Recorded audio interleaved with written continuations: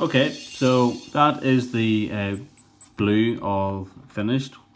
Um, I started off by putting the McCragg blue base coat down, and then I followed on with the Drakenhof Nightshade into the recesses, and then finally onto the Calgary blue for the highlights. Now, the Calgary blue does look a wee bit stark at the minute, but once I get the gold trim on, I'm going to go back over again, and if it looks stark in certain places, I'm just going to neaten that up again with a bit of McCragg blue. So I'm just going to show you a few more of the things. Okay, that's just a bit of detail at the minute. Like I say, I'll go back up and neaten that all back up again. So there is his power fist, his fingers, and the shoulder pad, and then underneath. What else to get done? I got his sword arm.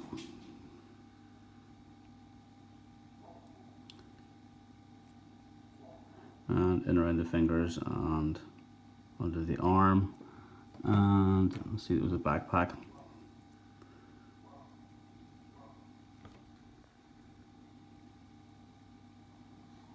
And then finally is his helmet.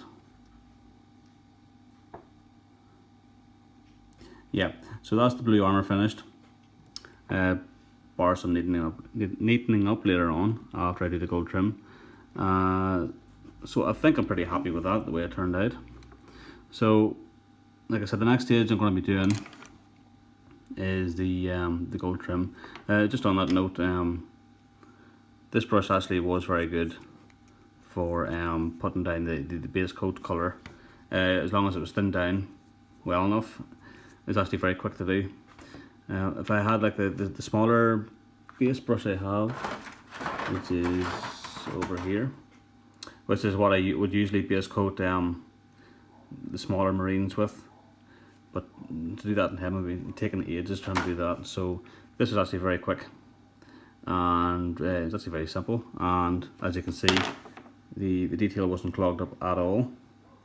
This is as long as you remember to thin your paints. So yeah, so gold detail, sorry, going to work with four paints here. You're going to have your base, which is your Balthazar gold, and then after that is dried, I'm going to shade it with a Raglan flesh shade. Now, if you don't have Raglan flesh shade, you can also use Egrax earth shade. It works just as well, but the Raglan flesh shade gives it a more of a warmer kind of tone to it. Then after you have your base coat and your shade put on, and it's very important to leave your shade a good 30 minutes to an hour to dry properly before you go on to your next stage. And then you're going to be moving on to Grana's gold, which is your layer. And then as a final highlight, you're going to be using the Liberator gold. That's the part of this new range of golds that have been brought out by Citadel since Age of Sigmar came out. I think they've released a couple of new golds. People actually say that it's let me shake and show you. There actually are better quality golds than the Balthazar and the Grana's gold. So it's a very nice paint, to be quite honest with you. And I can't remember there is a new base gold. I think it's Retributor. You can correct me if I'm wrong, but apparently that base coat goes on a lot easier than the Balthazar does. Sometimes you might need two base coats. Well, not need. You will probably need two thin coats of Balthazar gold, whereas the new base layer gold actually will normally go down first time. So yeah, that's what I'm going to work on with 4 trims. So my base coat with Balthazar gold, my shade with Raglan flesh, layer with Grana's gold, and then a final like an edge highlight of the Liberator gold, and that's going to go mainly on his torso. There's going to be a lot of work there. So I'll catch up with you guys then after I get that done. Now, as you can see, that is all the gold part in the armour now done. I did make a slight change to one of the paints for the extreme highlight. It was originally supposed to be this Liberator Gold, but I didn't really like the look of it with the armour, to be honest, and I just went for the Runefang Steel, just as a final highlight. So I did. So, like I said, I started off with the Balthazar Gold, and then moving along to your shade of Regular Flesh Shade, and giving that a good 30 minutes to dry off, and then going over again, not covering everywhere. You still wanting to see the shade, and then the Balthazar Gold as well, sort of coming through that darker tone of gold, and then you were layering over in the Granite Gold, and then afterwards then just sort of finishing on a wee fine highlight of the Runefang Steel. Now when I'm looking back to the camera now, I see the Runefang Steel is a wee bit thick in some places, so I will go back again with this Granite Gold and just sort of tighten it up a wee bit. But like I said, this Liberator Gold, I didn't actually like the look of it along with the rest of the gold, so I just used the silver instead. So that is the finished model when it comes to the armour with this blue on its golds now on. Let's give it a quick look here, try and keep it steady.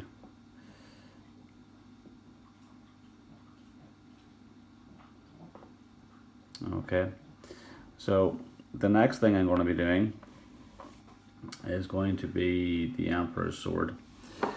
Now, I'm leaving on the rest of the colours here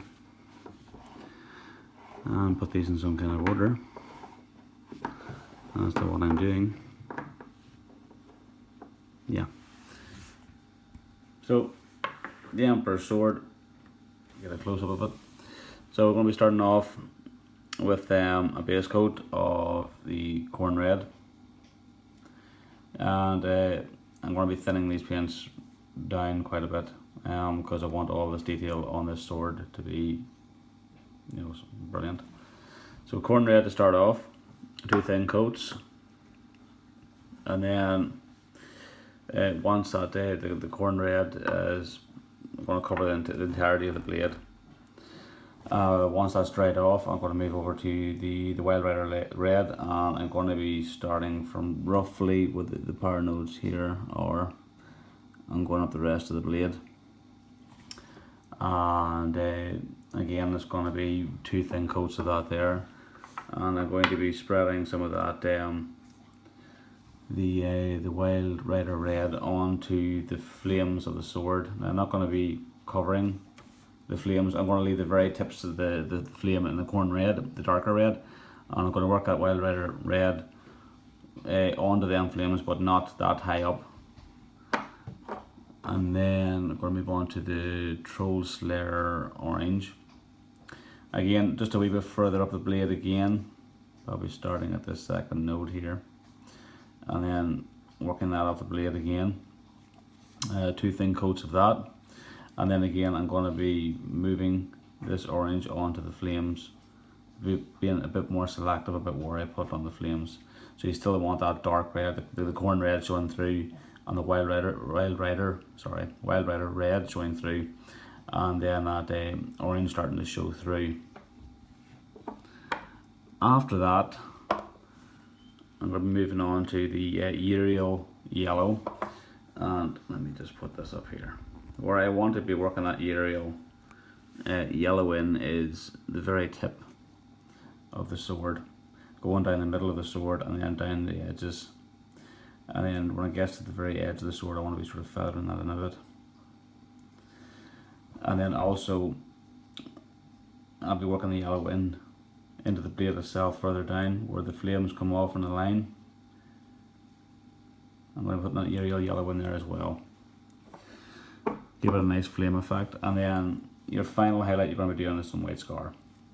Again, the very tips of the sword and very select parts of the flames as well, make it look, you know, it's, so this blade's red hot. And that is the colours that I'm going to be using on the Emperor's sword. So I'm going to go and get that painted now.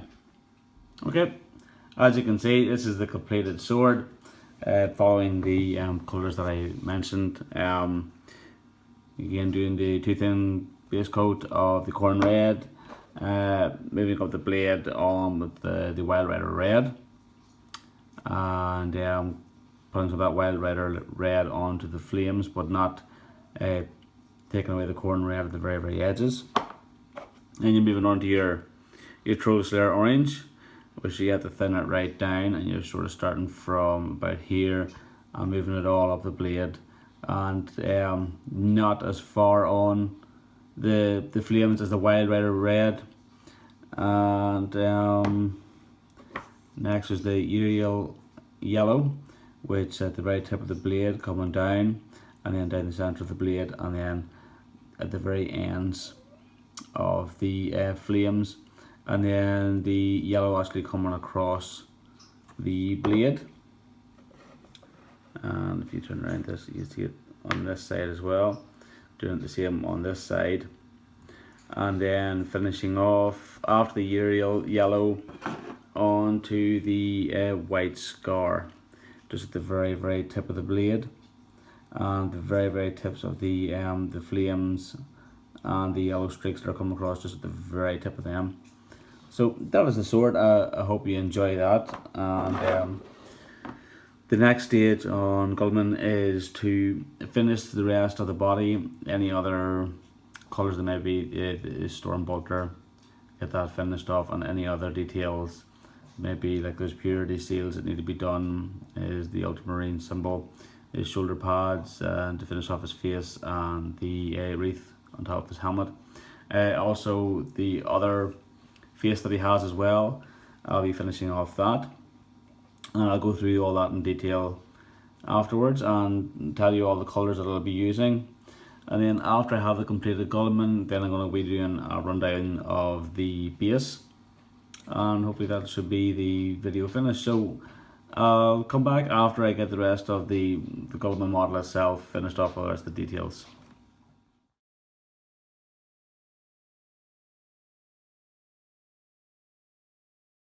Okay guys, and welcome back, and this is actually the completed Guilliman model, and I'm going to do a rundown of all the things that I haven't touched on, basically like the stuff like the purity seals and his ultra marks and his head and stuff like that there, and the base colours and stuff. So I'm just going to go and run through all the colours that I've done in it. And so we'll start off with his gun.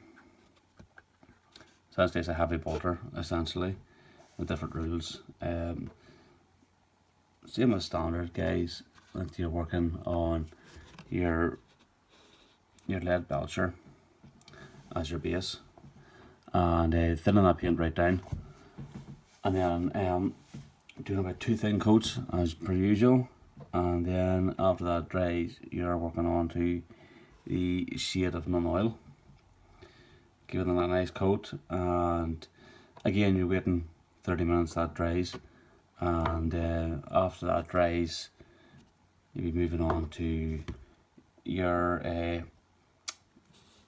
iron breaker as your level. And basically what I done to this here was I didn't go along an edge highlighter ring, I actually dry brushed this iron breaker on. For those of you that aren't aware about dry brushing, essentially it's getting like a stiff brush, putting a good bit of paint on in between the bristles, and getting like a piece of tissue or a toilet roll or something like that there, and running the brush through that there and getting rid of most of the paint, so there's very little paint left on the brush, and then essentially just lightly dry brushing over the area, trying not to get on the rest of the model, but just trying to work on the areas that you're working on, and it should bring up like a really nice edge highlight. Okay guys, so here's the next paints for the purity seals. Basically what it is, you have your base coat of corn red, a good strong base, 2 thin coats, as per usual. I keep going on about that, 2 thin coats. You have your acrylic earth shade, giving it plenty of time to dry, again in around 30 minutes, and then you're looking to work at the edges with the pink horror layer. Okay, so next I'm going to talk about is his like the ultramarine marks. Okay, so these are the paints that I use for the ultramarine markings, and you'll be looking to start off in the paint on the right hand side, which is the Middelstridum grey, and you're looking to build up a nice strong base of 2 coats. Once you have that done, you're moving on to the middle paint there, the Eutherian grey, and again working up a nice strong colour, because these paints can be quite transparent, so you'll want to build up that colour. And then finally on the left hand side you have the white scar. Now that's it is a white paint, but you're looking to use it at the very edges to give it like a highlight. And yeah, so that's how you work on white. It is a hard colour to build up, but start off with greys and work your way up to white. The next thing I want to talk about is the actual scrolls that come off the purity seals. Okay, so scrolls, these are the paints that I'll be using. The one on the left hand side, your base colour, again, starting off 2 layers of Radicar Flesh, and then you're looking to shade that there with the oh my god, let's see if I can pronounce this properly, but Serapium Sepia, something like that. You're looking to shade with that. Once the shade's dry, you're moving on to your Chablis Bone, and you're going to go around the edges of the scrolls. You're going to highlight with the Chablis Bone, and not only the edges, but where, for example, like the scrolls like furling in the wind or whatever, or the movement of the person, where it sort of bends. You're looking to do like a wee fine line across them as well. It really helps the scrolls pop out. And finally you have a bottom black on the end, where you actually would put on your lettering. Now it is extremely hard to get lettering on scrolls. I think there's a wee scroll at the bottom of his foot. I managed to put on Ultra. I'm not entirely happy with it, but it is a very hard thing to try and do. Just make a note of that. So yeah, that's how you would do your scrolls. Okay, so now I'm going to talk about is the flesh colour. Now you'll not get it for the second head, obviously, because of the helmet, but it does give you 2 head options in this model, which is great. So these are the colours here that I'll be using for his flesh. Sorry, I have used for his flesh. Put on a base of Bugman's Glow, nice thin coat. Make sure it's not going on thick, otherwise you are going to obscure that detail on the face, and you want to be able that detail to be there, so it just pops out. Actually, after the Bugman's Glow, I went and put on the Cadian Flesh Tone. I didn't put on the shade at that stage. I put my base on the Bugman's Glow, moved on to the Cadian Flesh Tone, and covered most of the face with that. And then after I'd done that, then I moved to the shade, being very careful to try and get that shade to settle in where his cheeks are there, and around his mouth, and around his eyes, and then them areas that you want it to settle so it pops out. And then I let that dry, and then I went back to the Cadian Flesh Tone again, and went over the face and sort of try to stay away from the recessed areas, you know, in round where his mouth is, underneath his nose, in around his cheeks and stuff like that there. And then, so part of that shade was still showing through. And then after that there, I moved on to the Kislev Flesh, and that was just like a final highlight to show off the skin, which was basically just on the ridge of his nose, and then sort of in round where his cheekbones are, and then is the brow of his forehead as well. And that's the desired result there that you get from that. So moving on, next is the laurel wreath around the top of his head, and you can also see, if I just bring it in here as well, you have the helmeted version as well of the laurel wreath as well. So what I did for it is I used the base coat of Wag Flash, and then after that I dried, and yet again thin coat so you're not obscuring detail in around the lower rays. You move on to your shade of non-oil and give it a nice good thick coating of it so it stands out, and then give it plenty of time to dry. And for the highlight, I don't actually have, I think it's, correct me if I'm wrong, I think there's a forest green or something like that Citadel Paints does, but I don't actually have that paint. I do have another green, but it's far too bright to be putting on the lower with smooth green. So what I did was got the wag flesh and put 2 parts of wag flesh to 1 part of white scar, and then that gives you just a nice wee lighter colour than the base colour of wag flesh. And then you're just going around the edges of the leaves there. So I'm going to talk about how I done his hair. I started off with the Zamdry Dust base coat, and then I applied the Agrax Earth Shade, and yet again plenty of time to dry. And the next tone up was the Everland Sunset, but I mixed it with the Zamdry Dust. I think it was like a 50-50. Could have been a way bit more Zamdry Dust than Everland Sunset. I don't like these models that have like really bright blonde hair. It looks out of place. So I was trying to go for that more of a subtle blonde. So I mixed the Zamdry Dust with the Everland Sunset. What I done was I dry brushed that on. After the shade had dried, of course, I got the mixture and then dry brushed that on. And then as a final highlight, with the mix of the Zamdry Dust and Everland Sunset that was left over, I did apply maybe a drop of white scar and mix that up, and that just gave it that wee bit lighter of a colour again. And yet again, you'll be more selective when you're dry brushing and you're trying to go for the higher areas, and that's good. A wee bit of a lighter tone again really sets off the hair. So that's how you do the hair. Okay guys, before I go on about the base, I'm going to go back and talk about the sword again, because when I first done it I wasn't happy about it. It looked quite stark looking, and I actually went back and redone some things, and I'm going to talk to you about that there. Basically what it is, I've done a bit of blending because I wasn't happy with the transitions between the dark to the orange, to the yellows, to the whites. So I'm going to explain to you how I had this desired effect. And what is key to that is Citadel make this technical paint, and I recommend to get Lamium Medium. It is absolutely great stuff.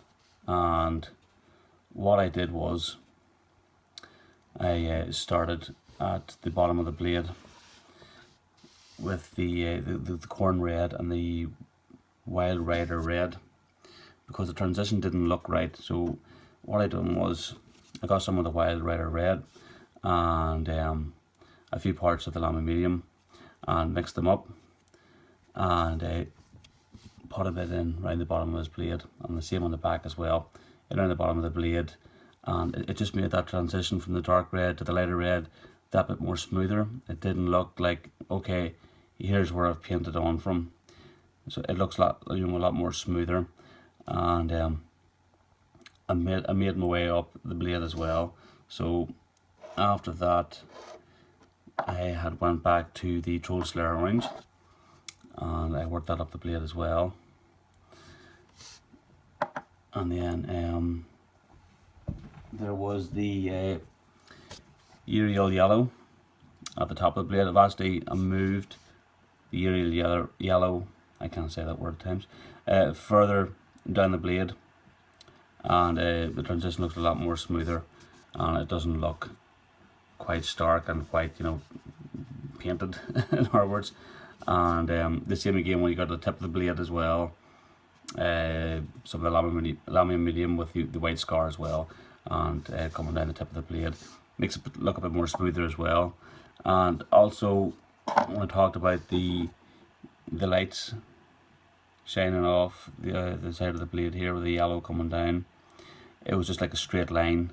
The paint looked like straight lines. So again, I used the Uriel yellow and the Lamy medium, like a 50-50 part, and then it looks sort of more feathered out towards the end of the blade, rather than, oh look, some guys just painted on a straight line.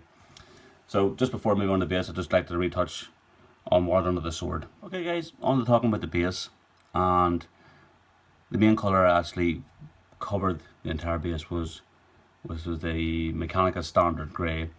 Now, a large brace brush and this well thinned down as well, 2 coats of that. Fire that on, because on this base there's quite a bit of detail.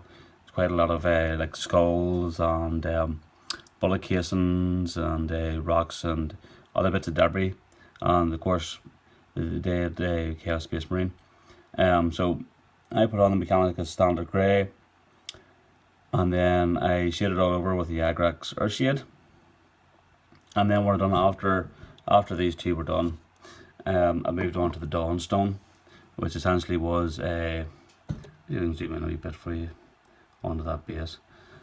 What I done after that was I went on to the Dawnstone and I dry brushed that on. So again, what I explained earlier on, you getting that paint onto the paintbrush, a good stiff brush, and bit of toilet roll, taking it off, and you're lightly going over them raised areas, and the paint will catch the edges of them and leave a nice effect, rather than you going around with your paintbrush and trying to edge highlight all out there. It would take ages.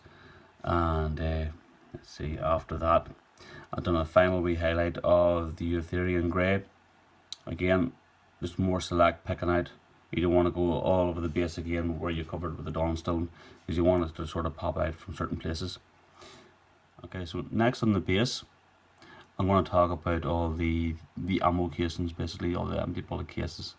So it was a base coat of Balthazar Gold and a shade of the Agrax Earth Shade, and then I went for a layer of the Hassot Copper. And let me just get zoomed in so you can have a wee look at them. Okay, so that gave that desired effect with the Balthazar Gold, Agrax Earth Shade, and then the Hassot Copper just doing the edges of the casings. So while I'm zoomed in there, you can actually just see on the outside of the base here all this cracked looking paint, like dried mud. And I only recently picked this up. It's a textured paint from Citadel, and absolutely great. The effect looks really good. This is it here,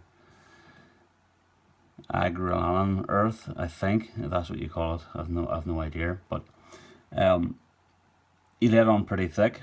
If you put it on thin, you're not going to get that desired effect of that cracked base, from what I've been told. So I put that on pretty thick, and it's gave a nice cracked look. Okay, for all the debris that was laying on the ground, all the metal parts that were laying on the ground, I used the Lead Belcher base, followed by a non-oil shade. No, actually, I tell a lie, it wasn't the non-oil shade, it was the Agrax Earth Shade actually I used for the metallic on the ground, because I didn't want the metal to have a clean look, because it was all the debris that was laying on the ground. I wanted the metal to look more dirty, like it's been laying on the ground for a while. So I used the Agrax Earth Shade, and then dry brushing over the top with the Iron Breaker layer. So next on the base, I'm going to talk about the skulls and the bones that are on the ground. There's quite a few of them actually, and if you recall back to the actual scrolls that I was talking about earlier on, it's essentially the same as that there, apart from the bottom black. It is. You're using the Raticar Flesh for your base, working in that shade there, that Serapeum Sepia, and then I dry brushed over the top to give that highlight with the Shabty bone. Right, so these colours here are basically to do with the dead Chaos Space Marines laying on the ground. I gave him a base coat of corn red. Then worked in that the shade of the Agrax Earth Shade again, because I want to give that shade that more dirtier look, because he's laying on the ground. And layered over with the Evil Sun Scarlet, and the gold parts that are on the armour It was a Balthasar gold base, and it was shaded again with the Agraxar shade, and then layered up with the Hassat copper. And for the eyes, I used the WAG flesh for a base coat, and then all done after that there was add a wee highlight of the moot green to give that wee glow off his eyes. So that's the Dead Chaos base build in the ground. So now what I'm going to talk about is the flames there that are on the base there, the wee lanterns. And what I did was your bottom black base, and then worked onto the corn red. Now I did sort of go from the base of the flame right the way up to near the tip, but I was still leaving some of that black. And what I was doing was I wasn't actually putting these colours on fully. What I was doing was I was using all these colours along with the Lamium medium, and it just gives it a real smooth transition from colour to colour as you move along. So once like I said, once on the corn red, moved it most of the way up that flame, leaving the very tip, still showing the black, and then moving on to your Wild Rider red, doing the same again. You start from the base, and you got the Lamium medium, and you're working that right up there, not covering all the corn red, but just leaving a wee bit of the corn red still showing through. And then again your Troll Slayer orange after that there, and you're just carrying along the same kind of thing, guys, where you're putting the Lamium medium in with the paints and you're working your way up the flame, but you're not going over the last colour, you're still leaving part of that last colour showing through. And you carry that along with your Troll Slayer orange, your Uriel yellow, and then finally your white scar. The white scar at the very end is, yeah, with your Lamium medium again, but you sort of be more selective about your white scar. You don't want all of the bottom of that base showing white. So let me see if I can get a wee bit of a close-up of the flames so you can see them a bit better. And what I forgot to mention there was at the end of the black, I actually highlighted the black with Mechanicus Standard Grey, just to give it that wee bit of a smoky effect on it. So as you can see some of the grey showing through there, just a wee highlight. Okay guys, and then you can see some of the white scar there just as a final highlight.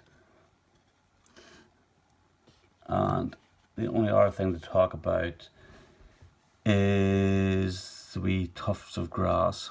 I actually got them from a basing kit. I think it was Army Painter. Army Painter does like a wee basing kit for, I think it was around £10 a pound, where it gives you like static grass and these wee grass tufts and other kind of like wee various kinds of stones and stuff like that there, PVA glue and stuff like that. But these grass tufts look really well with this base. And yeah, I think that is all I need to talk about, guys. Like I say, if you've liked this video, guys, please like and subscribe to me. It means a lot to me.